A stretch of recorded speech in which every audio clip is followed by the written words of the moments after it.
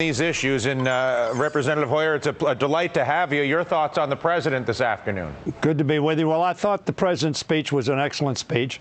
And what he essentially outlined was the vision that he sees going forward. First of all, he recognized that the deficit is a critical problem that we must confront. But we must confront it, according to the president, and I agree with him, within the framework of the values that we hold dear in this country. And that is, as your previous discussion indicated, making sure that we take care of one another. He did contrast his vision with that of the Republican budget offered by Mr. Ryan, the budget chairman in the House, a vision which gets to the same objective of cutting $4 trillion in spending and getting towards balanced budgets. But he also indicated that it should not be in the context of doing away with Medicare as we know it, substantially putting those on Medicaid at great risk by eliminating its guarantees, by cutting such programs as Head Start and other early education and investment in the education of our children so we'll be competitive internationally, and at the same time giving $1 trillion worth of tax cut to the wealthiest in America. I heard my colleagues that you just had on the TV say that here we go, we're not going to raise taxes. Well, what that means is, frankly, we're not going to pay for what we buy. Yeah. The reason we're in such a deep hole is because Republican policy has been for a very long period of time to buy but not pay for.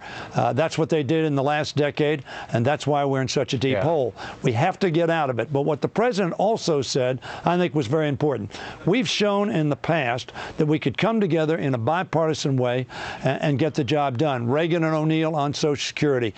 Bush, and he didn't mention, but Gephardt on balancing the budget in 1990 and getting us on a path towards balanced budget. Again, Gingrich and Clinton. He didn't mention Gingrich, but they came together on an agreement, which, by the way, Gingrich's party was very angry about. They thought it was a sellout. So we have done it in the past. We need to do it going forward, but we need to consider all of the items on the plate, not just 12% of discretionary spending. We need to consider defense. We need to consider entitlements. And yes, we need to consider those tax expenditures, which the Joint Commission, which the Bowles-Simpson Commission pointed out, were $1.1 trillion, which equals all discretionary spending that we are making, so that they're a very, very big item. I think he was right. We have to look across the whole gamut. We owe it to our country. Our citizens expect us to work together in a responsible, adult fashion to get us back to where we need to be, and that is to balance fiscal responsibility while at the same time making sure that we take care of those who need our help. Our country will be stronger if we do it. We are told, and relentlessly through the media, through political voices, all sorts of places, Representative, that the deficit is the problem.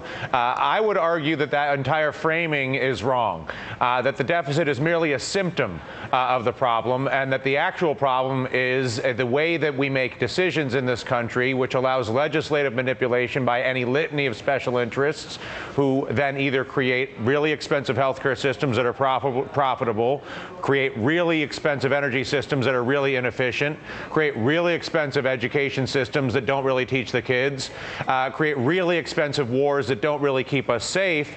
Then the deficit is the result of these really expensive things that don't really work. And instead of reforming defense, healthcare, trade policy, the inefficiency in energy and banking, we then go to cut whatever we want to debate the cutting is and pretend the deficit is a problem when the deficit is merely a symptom of the control that special interests and the incentives that have been created for politicians to keep their jobs. Well, Dylan, you could frame it that way, certainly, and I agree with some of what you said. But the deficit is a problem. It may be the result of the policies that you just described, but ultimately it becomes a problem. It's not sustainable. We cannot continue to do what politicians have done. What politicians have done, it's easy to buy. It's easy to give people what they want, whether it's any of the things that you mentioned or anything else. What is difficult to do, what takes courage to do, what is the responsible thing to do is say, look, if we're going to buy X, Y, or Z, we're going to pay for it. Right. And simply ask the next generation to pay for it. But I guess why should the American taxpayer or the American individual be asked to sacrifice, whether it's a poor person who's seeing reduced funding because of the need to cut the budget, or a taxpayer who's being asked to pay more in taxes to fund the system, when the actual systems of health care, energy, defense are the things that are costing us so much and are so profitable for the special interests that fund the politicians? Well, Dylan, as you know, the House of Representatives in the last Congress passed legislation on many of those subjects. The health care bill, the Affordable Health Care Act, which is scheduled to save very substantial billions of dollars in this decade and $1 trillion in the next decade. Unfortunately, some are trying to repeal that, but we don't think they'll succeed on that. We moved in that direction.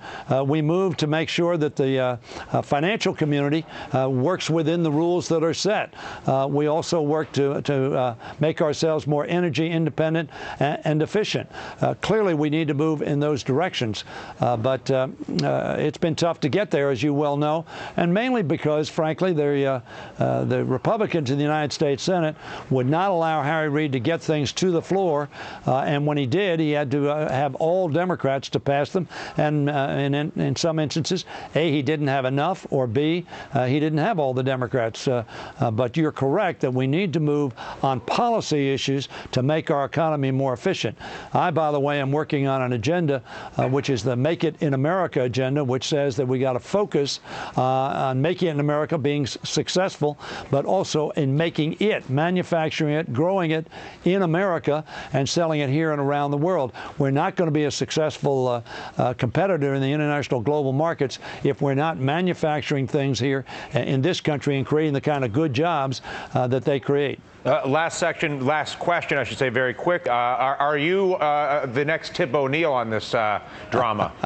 Look, I tell you, we all need to work together. I don't know that there's a Tip O'Neill. He was a giant, of course, as the Speaker of the House of Representatives. But I am certainly going to be working with all of my Democratic colleagues and, yes, my Republican colleagues to say we need to be responsible.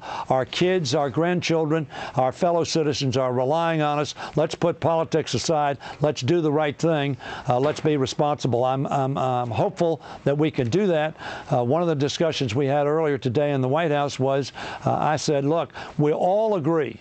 Everybody around that table, every Republican, every Democrat, agreed that allowing the debt limit to expire without extending it and having America in the position where it couldn't pay its bills was a totally, absolutely unacceptable alternative. I said, let us come together. Let's do that in a bipartisan fashion. That will give confidence to the economy, not only here in this country, but around the world as well. I didn't get as positive a response as I would have liked. You can always try another day. We'll keep trying. Representative Hoyer, thank you for the time this afternoon. I appreciate it. Thank you very much. Now, Steny Hoyer, Minority Whip for the Democrats. Coming back here with our Wednesday mega panel is the president of